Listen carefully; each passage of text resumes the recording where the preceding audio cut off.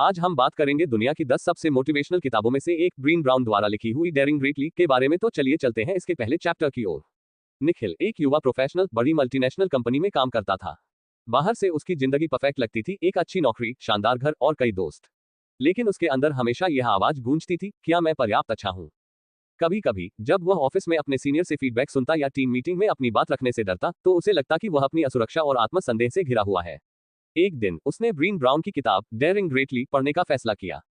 इसका पहला अध्याय scarcity looking inside our culture of never enough ने उसकी सोच को झकझोर दिया।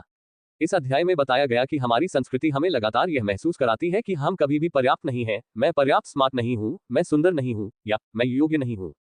एक कमी की मानसिकता अर्थात स्कैर्सिटी माइंडसेट। ब्रीन ब्राउन कहती है कि कमी की मानसिकता का मतलब है कि हम हर समय खुद को और अपनी उपलब्धियों को कमतर मानते हैं।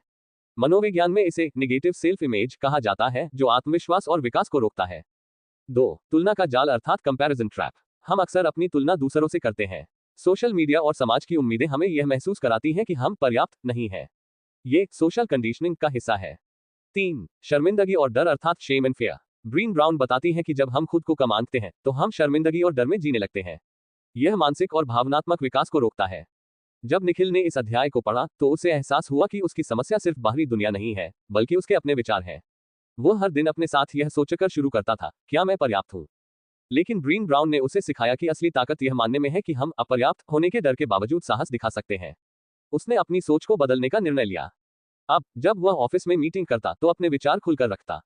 उसने खुद को बार बार यह याद दिलाया, मैं अपने होने के लिए पर्याप्त हूँ और मैं अपनी गलतियों से सीखकर बेहतर बन सकता हूँ। इस अध्याय की सबसे बड़ी सीख है कमी की मानसिकता को पहचानना और उसे दूर करना। जब आप खुद को पर्याप्त मानते हैं तो आप अपने डर और असुरक्षाओं से लड़ने के लिए साहस पा सकते हैं। ब्रीन ब्राउन के पहले अध्याय ने निखिल को यह सिखाया कि अपर्याप्त महसूस करना सामान्य है, लेकिन हमें अपने डर और शर्मिंदगी को हमें रोकने नहीं देना चाहिए। हमें अपनी कमजोरियों को स्वीकार करना चाहिए और यह विश्वास करना चाहिए कि हम जैसे हैं वैसे ही पर्याप्त हैं। अब निखिल ने अपनी मानसिकता को बदल लिया था। उसने कमी की जगह संभावना को चुना और खुद को हर दिन बेहतर बनाने का संकल्प लिया। उसकी कहानी यह साबित करती है कि साहस दिखाने के लिए आपको परफेक्ट होने की जरूरत नहीं है। अगर आपको हमारी ऑडियो बुक समरी अच्छी लगती है तो हमारे चैनल को लाइक, सब्सक्राइब और शेयर अवश्य करें। धन्यवाद। तो चलिए चलते हैं इसके दूसरे चैप्टर की ओर। निखिल ने अपनी कमी की मानसिकता स्कैर्सिटी माइंडसेट को पहचान लिया था और खुद को स्वीकार करने की दिशा में कदम बढ़ा रहा था। लेकिन जब उसने किताब के दूसरे अध्याय डिबंकिंग द वल्नरेबिलिटी मिथ्स को पढ़ा तो उसे समझ में आया कि साहस के लिए उसे अपनी असुरक्षाओं वल्नरेबिलिटीज का सामना करना होगा। निखिल ऑफिस में एक बड़े प्रोजेक्ट की लीड कर रहा था। हालांकि वह अपने काम को लेकर आश्वस्त था, फिर भी उसके मन में असफलता का डर बैठा था। वह अपनी टीम के सामने अपनी परेशानियां और सीमाएं जाहिर नहीं करना चाहता था, क्योंकि उसे लगता था कि ऐसा करने से लोग उसे कमजोर समझेंगे। इस अध्याय में ब्रीन ब्राउन ने 4 बड़े मिथकों का जिक्र किया, जो असुरक्षा को लेकर हमारे सोचने के तरीके को सीमित कर देते हैं। इन मिथकों ने निखिल को झकझोर दिया और उसने अपनी सोच पर सवाल उठाना शुरू किया। पहला, लोग मानते हैं कि वल्नरेबिलिटी का मतलब कमजोरी है। ब्राउन बताती है कि असुरक्षा कमजोरी नहीं है, बल्कि यह सबसे बड़ा साहस है। मनोविज्ञान में इसे इमोशनल ब्रेवरी कहते हैं, जहां हम अपनी सच्ची भावनाओं को स्वीकारते हैं। दूसरा, लोग मानते हैं कि वल्नरेबिलिटी के बिना भी साहस संभव है। यह मिथक हमें विश्वास दिलाता है कि हम बिना अपनी भावनाएं व्यक्त किए भी मजबूत हो सकते हैं। लेकिन ब्रीन कहती है कि अपनी भावनाओं को दबाने से हम खुद को और दूसरों से दूर कर लेते हैं। तीसरा, लोग मानते हैं कि वल्नरेबिलिटी का मतलब सबके सामने खुल जाना है। यह गलत धारणा है कि असुरक्षा दिखाने का मतलब हर किसी के सामने अपनी कमजोरियां जाहिर करना है। असली वल्नरेबिलिटी केवल उन लोगों के साथ होती है जिन पर आप भरोसा करते हैं। चौथा, लोग मानते हैं कि हम वल्नरेबिलिटी से बच सकते हैं। ब्राउन कहती है कि असुरक्षा से बचा नहीं जा सकता, क्योंकि यह जीवन का हिस्सा है। हमें इसे स्वीकार करना और इसके साथ जीना सीखना होगा। जब निखिल ने इन मिथकों को समझा तो उसे एहसास हुआ कि वह खुद को मजबूत दिखाने के चक्कर में अपनी टीम और करीबी दोस्तों से दूर हो गया था। उसने अपनी टीम के साथ एक खुली चर्चा करने का फैसला किया। प्रोजेक्ट की एक महत्वपूर्ण मीटिंग में उसने पहली बार अपनी टीम से कहा, मुझे इस काम को लेकर डर लग रहा है, लेकिन मैं जानता हूं कि हम सब मिलकर इसे बेहतर बना सकते हैं। यह सुनकर टीम के अन्य सदस्य भी अपनी चिंताएं और सुझाव साझा करने लगे। निखिल ने महसूस किया कि वल्नरेबिलिटी ने न केवल उसे मजबूत बनाया, बल्कि उसकी टीम को और अधिक एकजुट कर दिया। इस अध्याय की सबसे बड़ी सीख है, वल्नरेबिलिटी कमजोरी नहीं है, यह अपने डर, असुरक्षाओं और भावनाओं को स्वीकार करने का साहस है। ब्रीन ब्राउन के दूसरे अध्याय ने निखिल को यह सिखाया कि असली ताकत अपनी कमजोरियों को स्वीकारने और उनका सामना करने में है। उसने ये भी जाना कि वल्नरेबिलिटी लोगों के साथ गहरे संबंध बनाने का सबसे मजबूत माध्यम है। अब निखिल अपनी कमजोरियों को छिपाने के बजाय उन्हें अपनी ताकत बनाने लगा। उसने अपने अनुभव से सीखा कि जो लोग अपनी असुरक्षाओं को स्वीकारते हैं वे ही सच्चे साहसी और आत्मविश्वासी बनते हैं। इस बदलाव ने उसे एक बेहतर लीडर और इंसान बना दिया।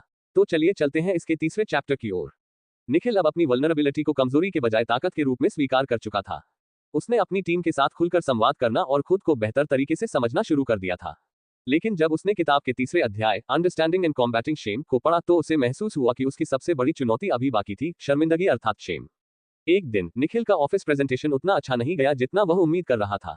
उसकी सीनियर ने उसकी गलतियों पर खुलकर बात की और यह बात पूरे ऑफिस में फैल गई। निखिल को ऐसा महसूस हुआ जैसे वह पूरी तरह विफल हो गया हो। वह खुद से कहने लगा, मैं काबिल नहीं हूँ, शायद मैं इस काम के लायक ही नहीं हूँ। इस घटना के बाद उसने ब्रीन ब्राउन के तीसरे अध्याय को गहराई से पढ़ा, जहां शर्मिंदगी और आत्म मूल्य शेमवीज सेल्फ वर्थ के बीच के अंतर को समझाया गया था। इस अध्याय ने उसकी सोच बदल दी। 1. शर्मिंदगी अर्थात शेम और अपराधबोध अर्थात गिल्ट का अंतर। ब्रीन ब्राउन कहती है कि शर्मिंदगी यह सोचने पर आधारित होती है, मैं गलत हूं, जबकि अपराधबोध ये कहता है, मैंने कुछ गलत किया है। शर्मिंदगी हमारी पहचान पर हमला करती है। अपराधबोध हमारे व्यवहार को सुधारने का अवसर देता है। निखिल ने महसूस किया कि वह अपने प्रदर्शन की असफलता को अपनी पहचान से जोड़ रहा था। 2. शर्मिंदगी का चक्र अर्थात साइकिल ऑफ शेम। शर्मिंदगी एक ऐसा चक्र है जो हमें दूसरों से अलग करता है और हमें कमजोर महसूस कराता है। इसे तोड़ने का तरीका है अपनी भावनाओं को स्वीकारना और उन्हें व्यक्त करना। 3. आत्म संवेदनशीलता अर्थात सेल्फ कंपैशन। ब्राउन बताती है कि शर्मिंदगी से लड़ने का सबसे अच्छा तरीका है दया और करुणा अर्थात कंपैशन से खुद को देखना। यह हमें हमारी गलतियों को स्वीकारने और उनसे सीखने का मौका देता है। निखिल ने इस अध्याय की सीख को अपने जीवन में लागू करने का फैसला किया। उसने सबसे पहले अपने आप से बात की, मेरे प्रेजेंटेशन की असफलता मुझे परिभाषित नहीं करती, मैंने एक गलती की है और मैं इससे सीख सकता हूं। इसके बाद उसने अपनी सीनियर के पास जाकर खुलकर बात की, मैंने उस प्रेजेंटेशन में गलती की थी लेकिन मैं इसे सुधारना चाहता हूं। क्या आप मुझे सुझाव दे सकती हैं कि मैं इसे कैसे बेहतर कर सकता हूं? सीनियर उसकी ईमानदारी और सुधारने की इच्छा से प्रभावित हुई। उन्होंने निखिल की मदद की और उसे फीडबैक दिया। निखिल ने उस फीडबैक को अपनाया और अगले प्रेजेंटेशन में बेहतरीन प्रदर्शन किया। इस अध्याय की सबसे बड़ी सीख है, शर्मिंदगी हमें कमजोर महसूस करा सकती है, लेकिन अगर हम इसे स्वीकार कर लें और इससे सीखें तो ये हमारी सबसे बड़ी ताकत बन सकती है। ब्रीन ब्राउन के तीसरे अध्याय ने निखिल को यह सिखाया कि शर्मिंदगी को छुपाने के बजाय इसे व्यक्त करना और सुधार की दिशा में काम करना जरूरी है। उसने ये भी सीखा कि असफलता हमारे प्रयासों का हिस्सा है और यह हमें बेहतर बनने का मौका देती है। अब निखिल हर गलती को सीखने का अवसर मानने लगा। उसने अपनी गलतियों को अपनी पहचान से अलग करना सीख लिया और खुद को दया और करुणा के साथ देखना शुरू किया। उसकी यह समझ उसे व्यक्तिगत और पेशेवर जीवन में और अधिक आत्मविश्वासी और मजबूत बना रही थी। शर्मिंदगी हमें रोक नहीं सकती अगर हम इसे अपने विकास का हिस्सा बना लें। तो चलिए चलते हैं इसके चौथे चैप्टर की ओर। निखिल अब शर्मिंदगी को पहचानने और उससे उबरने की कला सीख चुका था। लेकिन एक दिन ऑफिस में एक महत्वपूर्ण प्रोजेक्ट की जिम्मेदारी लेते समय उसने अपने अंदर एक नई चुनौती महसूस की, दिखावे का कवच। उसने पाया कि हर बार जब उसे लगता कि लोग उसे जज कर रहे हैं तो वह अपनी असली भावनाओं और विचारों को छिपाने लगता। वह खुद को एक ऐसी छवि में ढालने की कोशिश करता जो उसे दूसरों के लिए परफेक्ट दिखाए। जब उसने ब्रीन ब्राउन के द वल्नरेबिलिटी आर्मरी नामक अध्याय को पढ़ा तो उसे समझ आया कि वह अपने असली व्यक्तित्व को दूसरों से छिपाने के लिए एक कवच पहन रहा है। इस अध्याय ने निखिल को दिखाया कि यह कवच उसे सुरक्षा देने के बजाय उसे कमजोर बना रहा है। 1. दिखावे का कवच अर्थात द वल्नरेबिलिटी आर्मरी। ब्राउन कहती है कि जब लोग असुरक्षित महसूस करते हैं तो वे खुद को बचाने के लिए 3 मुख्य तरीकों का सहारा लेते हैं। परफेक्शनिज्म, हर चीज में परफेक्ट बनने की कोशिश। सुरक्षा की दीवारें अर्थात नमिंग, अपनी भावनाओं को अनदेखा करना। दिखावे की रणनीति अर्थात फॉरबोर्डिंग जॉय, खुशी के पलों में भी बुरी चीजों के होने का डर। निखिल ने महसूस किया कि वह परफेक्शनिज्म और सुरक्षा की दीवारों का उपयोग करके अपनी भावनाओं को छिपा रहा था। 2. असुरक्षा के पीछे छिपी वजह। मनोविज्ञान के अनुसार ये कवच अक्सर आत्मसंदेह और अस्वीकार किए जाने के डर से आता है। ये हमें दूसरों से जोड़ने के बजाय अलग थलग कर देता है। 3. वास्तविक साहस। ब्राउन ये बताती है कि इस कवच को हटाना और अपनी सच्ची भावनाओं को व्यक्त करना ही असली साहस है। ये हमें सच्चे कनेक्शन बनाने और अपनी पूरी क्षमता तक पहुंचने का अवसर देता है। निखिल ने इस अध्याय की सीख को अपने जीवन में लागू करने का फैसला किया। उसने सबसे पहले अपनी टीम के साथ बातचीत की और कहा, मैं परफेक्शनिज्म से जूझ रहा हूं। मुझे हर काम को परफेक्ट दिखाने की इतनी फिक्र रहती है कि मैं अपनी सच्ची भावनाओं को दबा देता हूं। उसकी टीम ने उसकी ईमानदारी को सराहा और अपने खुद के अनुभव साझा किए। इस खुली बातचीत ने टीम को और भी करीब ला दिया। निखिल ने यह भी महसूस किया कि हर गलती, हर असफलता उसे एक बेहतर इंसान और प्रोफेशनल बनने का मौका देती है। उसने अपने डर और असुरक्षा के कवच को धीरे धीरे हटाना शुरू कर दिया। इस अध्याय की सबसे बड़ी सीख है, जो कवच हमें सुरक्षा का एहसास कराता है वही हमें सबसे ज्यादा कमजोर बनाता है। अपनी सच्चाई को स्वीकारने और व्यक्त करने में ही असली ताकत है। ब्रीन ब्राउन के चौथे अध्याय ने निखिल को यह सिखाया कि परफेक्शनिज्म और दिखावे का कवच उसे कमजोर बना रहा था। उसने ये समझ लिया कि सच्ची ताकत अपनी कमजोरियों को स्वीकारने और उन्हें दूसरों के साथ साझा करने में है। अब निखिल बिना किसी दिखावे के अपने विचार और भावनाएं व्यक्त करता। उसने अपनी असली पहचान को अपनाया और अपने डर को अपनी ताकत में बदलना शुरू कर दिया। इस बदलाव ने न केवल उसे एक बेहतर इंसान बनाया बल्कि उसके रिश्तों और करियर को भी गहराई और मजबूती दी। कवच पहनकर जीने के बजाय अपनी सच्चाई को अपनाओ, यही सच्चे साहस की पहचान है। तो चलिए चलते हैं इसके 5वें चैप्टर की ओर। निखिल अब अपने दिखावे के कवच को उतार चुका था और अपनी सच्चाई के साथ जीना सीख रहा था। लेकिन जैसे जैसे वह वल्नरेबिलिटी को अपनाने लगा, उसे एक और चुनौती का सामना करना पड़ा, आलोचना और अस्वीकृति। उसकी टीम और सीनियर ने उसके बदलाव को सराहा, लेकिन कुछ लोग उसके ईमानदार प्रयासों का मजाक उड़ाने लगे।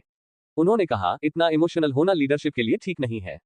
ये निखिल के लिए एक नया संघर्ष था। क्या वह अपनी असली पहचान के साथ आगे बढ़े या खुद को दूसरों की अपेक्षाओं में ढालने की कोशिश करे? जब उसने ब्रीन ब्राउन के mind the gap, cultivating change and closing disengagement अध्याय को पढ़ा, तो उसे अपनी स्थिति का समाधान मिला। इस अध्याय ने उसे यह समझने में मदद की कि आलोचना और अस्वीकृति से निपटने का तरीका क्या है। 1. आलोचना का डर अर्थात फियर ऑफ क्रिटिसिज्म। ब्राउन कहती है कि आलोचना और अस्वीकृति का डर हमें अपनी वल्नरेबिलिटी को छिपाने के लिए प्रेरित करता है। यह डर हमें जोखिम उठाने और सच्चाई के साथ जीने से रोकता है। मनोविज्ञान में इसे सामाजिक स्वीकृति की आवश्यकता अर्थात नीड फॉर सोशल अप्रूवल कहा जाता है। 2. असली मूल्य अर्थात ट्रू वर्थ। इस अध्याय में ब्रीन ने समझाया कि हमारा असली मूल्य दूसरों की राय पर आधारित नहीं है। यह हमारे प्रयासों, ईमानदारी और खुद को अपनाने की क्षमता से परिभाषित होता है। 3. बदलाव लाने का साहस अर्थात courage to lead change. Brown कहती है कि बदलाव लाने का साहस वल्नरेबिलिटी से ही आता है। इसे अपनाने के लिए हमें आलोचना को स्वीकार करना और अपनी सोच पर केंद्रित रहना चाहिए। निखिल ने इस अध्याय को पढ़ने के बाद अपनी सोच में बदलाव किया। उसने खुद से कहा, मुझे आलोचना से डरने के बजाय अपने प्रयासों पर गर्व करना चाहिए। बदलाव आसान नहीं होता, लेकिन अगर मैं सच्चाई के साथ जी रहा हूं, तो यही मेरी ताकत है। एक दिन ऑफिस में एक मीटिंग के दौरान निखिल ने एक नया आइडिया पेश किया। कुछ लोगों ने उसकी बात का समर्थन किया, लेकिन कुछ ने उसका विरोध किया। निखिल ने आलोचना को खुले दिल से सुना और कहा, मैं आपकी राय का सम्मान करता हूं, लेकिन मुझे विश्वास है कि यह आइडिया हमारे प्रोजेक्ट के लिए फायदेमंद हो सकता है। आइए इसे आजमा कर देखें। उसका आत्मविश्वास देखकर उसकी टीम ने उसका साथ दिया। यह प्रोजेक्ट न केवल सफल हुआ, बल्कि निखिल को यह समझ आया कि आलोचना का मतलब अस्वीकृति नहीं है। यह एक अवसर है अपने विचारों को और मजबूत करने का। इस अध्याय की सबसे बड़ी सीख है, आलोचना और अस्वीकृति को अपनी सच्चाई से डगमगाने मत दो। बदलाव का साहस उन्हीं में होता है जो अपनी वल्नरेबिलिटी को अपनाते हैं। ब्रीन ब्राउन के 5वें अध्याय ने निखिल को सिखाया कि आलोचना से डरने के बजाय उसे एक अवसर की तरह देखना चाहिए। उसने ये सीखा कि उसका आत्म मूल्य दूसरों की राय से तय नहीं होता। अब निखिल आलोचना को खुले दिल से स्वीकार करता और उसे अपने विकास का हिस्सा बनाता। वह अपनी सच्चाई के साथ खड़ा रहने लगा, चाहे लोग उसे सराहें या न करें। जो लोग सच्चाई के साथ खड़े होते हैं, वे बदलाव लाते हैं। आलोचना सिर्फ उनका रास्ता दिखाती है, न कि उन्हें रोकती है। तो चलिए चलते हैं इसके चैप्टर 6 की ओर। निखिल ने अब आलोचना को संभालना और अपनी वल्नरेबिलिटी को ताकत के रूप में अपनाना सीख लिया था। लेकिन जैसे जैसे वह आगे बढ़ रहा था, उसने एक और गहरी चुनौती का सामना किया, रिश्तों में जुड़ाव की कमी। अपने व्यक्तिगत जीवन में निखिल ने महसूस किया कि उसके रिश्ते सती हो गए हैं। वह लोगों से बात करता, हंसता और समय बिताता, लेकिन एक गहरी दूरी महसूस करता था। यह उसे बेचैन कर रहा था। वह अपनी पत्नी और दोस्तों के साथ एक गहरे भावनात्मक कनेक्शन की तलाश में था, लेकिन उसे नहीं पता था कि यह कैसे किया जाए। जब उसने ब्रीन ब्राउन के disruptive engagement, daring to rehumanize education and work अध्याय को पढ़ा, तो उसे यह समझ में आया कि गहरे रिश्तों के लिए विश्वास और जुड़ाव अर्थात ट्रस्ट एंड कनेक्शन को फिर से बनाना होगा। 1. जुड़ाव की आवश्यकता अर्थात नीड फॉर कनेक्शन। ब्राउन कहती है कि मनुष्य का सबसे बुनियादी भावनात्मक उद्देश्य है जुड़ाव महसूस करना। जब यह जुड़ाव टूट जाता है, तो हम अकेलापन, असुरक्षा और चिंता महसूस करने लगते हैं। मनोविज्ञान में इसे अटैचमेंट थ्योरी के रूप में समझाया गया है। 2. विश्वास का निर्माण अर्थात बिल्डिंग ट्रस्ट। इस अध्याय में ब्रीन ने ब्रीविंग मॉडल पेश किया है, जो विश्वास बनाने के 7 स्तंभों को समझाता है। बाउंड्रीज अर्थात अपने और दूसरों के लिए सीमाएं तय करना। रिलायबिलिटी अर्थात अपने वादों पर खरा उतरना। अकाउंटेबिलिटी अर्थात अपनी गलतियों को स्वीकार करना। वॉट अर्थात दूसरों की गोपनीयता का सम्मान करना। इंटेग्रिटी अर्थात सही काम करना, भले ही वह कठिन हो। नॉन जजमेंट अर्थात बिना जज किए सुनना। जेनरोसिटी अर्थात दूसरों के इरादों को अच्छे रूप में देखना। 3. गहरे कनेक्शन का साहस। ब्राउन बताती है कि गहरे कनेक्शन के लिए वल्नरेबिलिटी को अपनाना और दूसरों के साथ अपनी सच्चाई साझा करना जरूरी है।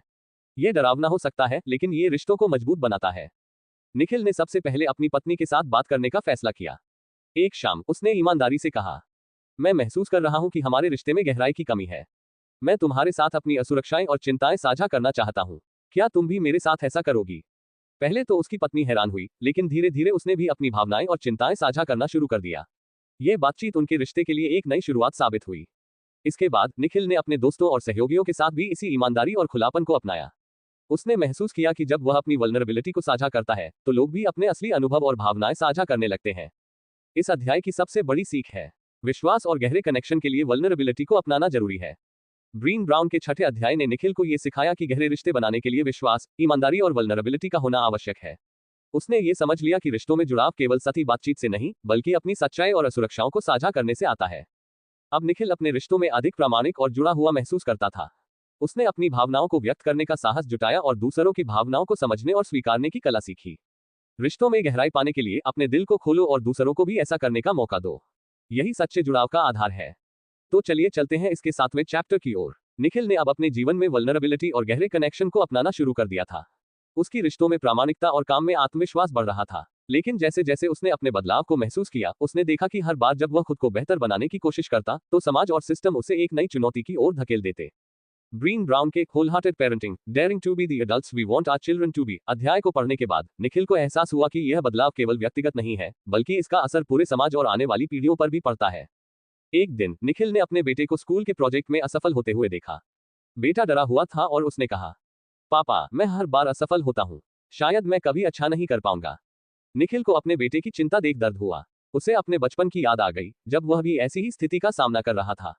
उसने तुरंत निर्णय लिया कि वह अपने बेटे को असफलता के डर से बाहर निकलने में मदद करेगा। लेकिन यह आसान नहीं था। निखिल को पहले खुद ये सीखना पड़ा कि वह अपने परिवार के लिए एक ऐसा उदाहरण बने जो वल्नरेबिलिटी और साहस को दर्शाए। एक होलहार्टेड पेरेंटिंग अर्थात पूर्ण दिल से पालन पोषण। ब्राउन कहती हैं कि बच्चों को साहसी और आत्मविश्वासी बनाने के लिए माता पिता को खुद वल्नरेबिलिटी और ईमानदारी को अपनाना होगा। ये सिर्फ सलाह देने के बारे में नहीं है, बल्कि उन्हें अपने व्यवहार से सीखने का अवसर देना है। 2. असफलता से सीखने की कला अर्थात रेजिलियंस टू फेलियर। मनोविज्ञान में ग्रोथ माइंडसेट एक प्रमुख विचार है। जब बच्चे असफलता को सीखने का अवसर समझते हैं, तो वे अधिक लचीले और आत्मनिर्भर बनते हैं। ब्राउन का कहना है, बच्चे वही सीखते हैं जो वे अपने माता पिता के व्यवहार में देखते हैं। 3. शर्मिंदगी से उबरना अर्थात ओवरकमिंग शेम इन फैमिलीज। परिवारों में अक्सर शर्मिंदगी का चक्र चलता है, जहां असफलता को कमजोरी के रूप में देखा जाता है। इसे तोड़ने के लिए बच्चों को यह सिखाना जरूरी है कि वल्नरेबिलिटी ताकत का प्रतीक है। निखिल ने अपने बेटे के साथ बैठकर बात की। उसने उसे अपनी असफलताओं की कहानियां सुनाई। जब मैं तुम्हारी उम्र का था, तो मैंने भी कई बार हार का सामना किया। लेकिन मैंने ये सीखा कि असफलता कोई अंत नहीं है, यह एक नई शुरुआत है। उसने अपने बेटे को ब्रीन ब्राउन का एक विचार समझाया, जो लोग असफलता से डरते नहीं, वही जीवन में कुछ बड़ा करते हैं। इसके बाद निखिल ने अपने बेटे के साथ उसके प्रोजेक्ट पर काम किया। उन्होंने मिलकर उन गलतियों को देखा और उन्हें सुधारने के तरीके खोजे। इस प्रक्रिया में निखिल ने अपने बेटे को यह महसूस कराया कि असफलता कोई शर्मिंदगी की बात नहीं, बल्कि सीखने का अवसर है।